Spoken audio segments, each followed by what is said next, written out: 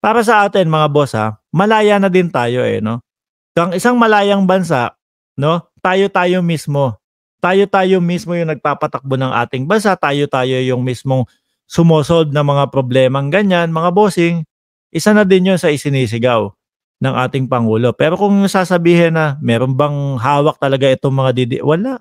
Hawak niya mga kulangot. Hawak niya kagaya ni Kema Harlika. Dapat pakinggan ni PBBM ang sigaw ng 31 million na bumoto sa kanya. Papasukin ang ICC. Galit na si Ma'am Kawamura Dayanara. Hello po ma'am, welcome back sa channel po mga bossing. Madam. So dahil nga yan, nasisigaw nyo na yung ICC. O yun, nasa na ba tayo? Ito. Digong at Maharlika. Dapat bang paimbestigahan? Yan ang tanong natin mga bossing. Doon sa mga huling vlog ni Maharlika, mga boss.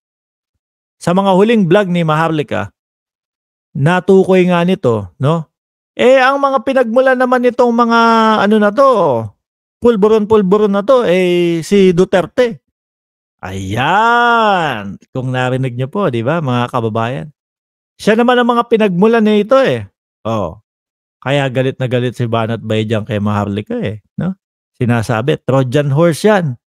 No, wag niyong pagpapaniwalain yan. Si Banat Bay hindi naniniwala do sa pulburon video o hindi naniniwala. Kumbaga, hindi naniniwala do sa droga-droga na yan, mga kababayan. So, hindi ako nadulas ba talaga? Tingin ko, dahil do sa sobrang galit niya, mga kababayan, no, yun yung sabi ng PIDEA, yang hawak mong papel, walang katotohanan yan, peke yan, nanggalaiti doon. Si Maharlika talagang ginanong-ganon yung screen niya, galit na galit po, mga kababayan. Tingin ko, kaya dumating siya sa punto na inilabas niya yung pangalan ni dating Pangulong Duterte, na si Pangulong Duterte ang merong mga, kumbaga, paumpisa niyan. O siguro talagang ibinibigay o sinasabi yan si Maharlika ni PRRD na, eto, ganito, banat mo, ganyan. No? Siguro, kaya siya napuno, mga kababayan, dahil nga po, no? Kung makikita nyo at mapapansin nyo, si dating Pangulong Duterte, hindi siya man na-back upan kahit isa No? Kaya siguro, kayo nagpa-umpisa nito tapos hindi nyo ako binabackupan. Wala kayong ginagawang sa akin. Hindi nyo ako sinusuportahan. O ganyan. Dahil si dating Pangulong Duterte naman, nasa listahan, biglang hindi, nasa listahan, at hindi man lang nabanggit yung pangalan. No? Ni Maharlika. O yung kay Maharlika, totoo yun. Walang ganon, mga kababayan. Kaya nga po, dahil doon sa inilabas o yung pagkakasabi ni Maharlika, no? Si Duterte ang may pakana nito. Di ba? Ayan, mga kababayan. Dapat po ba na imbestigahan? No? Si dating Pangulong Duterte at si Maharlika tungkol doon sa mga peke o yung mga talagang kung ano-anong paninira ni Maharlika. Kung ganyan po, nabanggit niya yung pangalan ng dating Pangulo, mga kababayan, syempre papasok sa isipan natin, mga bossing, na hindi kaya lahat ng sinasabi ni Maharlika, no, ay galing kay dating Pangulong Duterte. Yung sa atin po patanong lang. No? Yung sa atin po patanong lang. Kasi tayo, syempre, sino ba tong puting ahas na to? Bakit ganito, ganyan? Patuloy-tuloy. Isa po sa lumabas sa bibig ni Maharlika, mga kababayan, di ba?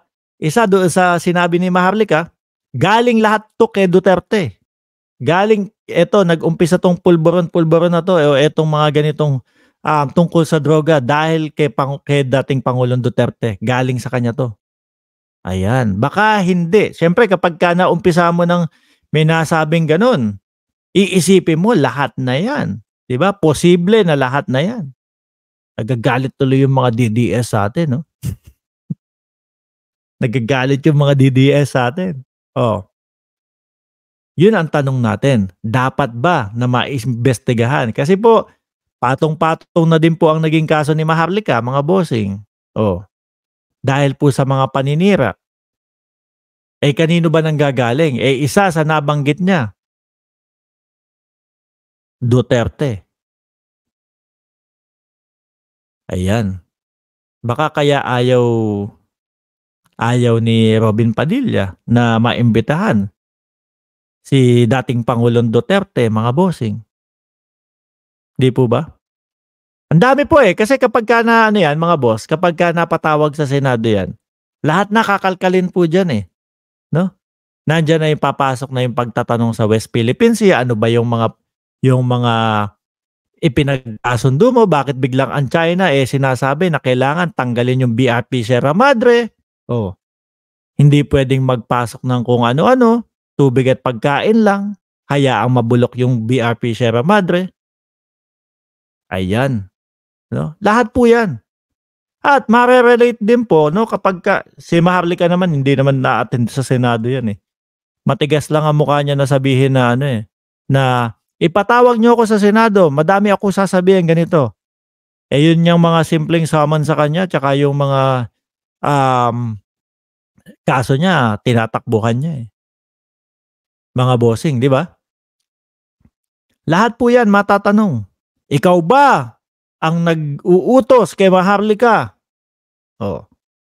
Para sabihin yung mga paninira sa ating Pangulo, sa First Lady. Yan, no? Bilang nabanggit na ni Maharlika, ang tingin ko, kailangan. 441 likes daw po, sabi ni Ma'am Cheryl, sa 1,500 viewers. Eh, mag-like daw po tayo. Baka magalit yang si Cheryl Santa Maria, mga kababayan. Dapat, sabi ni Rowie, dapat sa Duterte family, itapon sa West Philippine Sea. Sabi ni Alfredo Cortez, never again sa Duterte.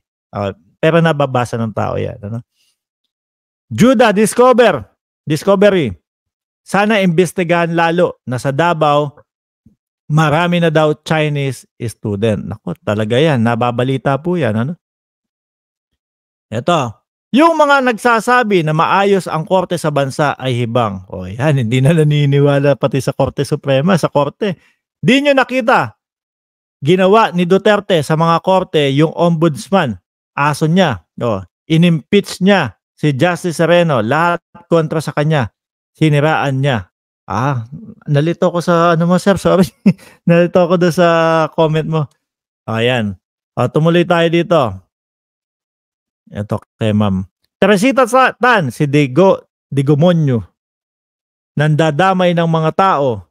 Tapos iiwan sa ere. Siya ang legit na manggagamit. Sara, si Alvarez, sa katanga, nagpauto kay Digomonyo. Napahamak ang tanga. Eh yan po ang talagang ano. Siguro puyat din si Alvarez noon, mga bossing. No? Puyat yung tao kaya ayun, kung ano-ano na yung pinagsasabi, kung ano-ano na yung isinigaw doon. Sabi pa niya, para sa mapayapa, para sa kapayapaan ng bayan, eh magtanggal ng suporta yung ating mga kasundaluhan, mga bossing. Tama po ba yon? First Lady yan, entitled siya. Kaya birahin na ang mga kumag, sabi nila Merto Brotamante. Talagang aabangan po natin yun, sir. No, kung yung buong video ni Kat Tunying, malamang ang dami nating mapag-uusapan at mapagkukwentuhan doon sa vlog na yon. Sabi ni Don, tama pala si Trillanes about kay Duterte. From the get-go. Oh. Ayan, talagang yung kay Trillanes, mga bossing, kung dati sabi tayo ng sabi, wag na natin paniwalaan niya si Trililing. Trililing patawag natin, mga boss, ano? Ganon. Tapos ngayon, sabi ng Pangulo, si Trillanes, pabalik-balik ng China yan. Ibinenta na yung yung West Philippine Sea. Pero po, kung i-analisa mo, yung gentleman's agreement na yon na ngayon, kumbaga, masasabi mo, parang doon sa agreement na yun, halos pinamigay na yung West Philippine Sea. Ano? Paano po? Bakit? Kumbaga pagka ikaw nakipagkasundo na tubig at, pagkain lang ang dadalhin mo dun sa mga kasundaluhan sa loob ng West Philippine Sea at hindi puwedeng i-repair, ibig sabihin hinihintay na lang na mabulok, yung barko na yon. 'Pag nabulok, wala na. Hindi naman papayagang maglagay ulit, babay na. Kaya nang gawin ng China kung ano yung, puwede nilang gawin dun o kung ano yung gusto nilang gawin dun. Kasi wala na tayong ano, wala na tayong tawag dito, wala na tayong ano, bantay dun, 'di po ba? Ganun po yun, mga kababayan. Anyway, 48 minutes na din po 'to 'no, mga boss. 1,556 viewers, yan. Kung bago kayo dito sa ating channel, huwag niyong kalimutan na i-subscribe itong channel natin, mga boss, and 1,555 viewers. Huwag niyo din po kalimutan na i-like itong live stream natin, no? Nandiyan yung like button, press niyo lang yung like, no, para mas ma-share ni YouTube ang ating channel. Okay. So, mga bossing, ako'y magpapahinga na din po, ano? Mga kababayan, sabi ni Arnedo, sobra na, Boss Mark, kailangan masampulan ang kumakalaban sa pro admin. Pero bago tayo magtapos, ayan, okay ba sa inyo na pumalit si dating Vice President Leni Robredo dito kay VP Sara Duterte? Ayan, sagutin nyo na lang po dun sa comment section. At dun sa kakapasok lang po, pwede nyo naman pong panoorin ito sa replay. Muli, paalam po and paki-like na lang and paki-subscribe ang channel natin. Bye!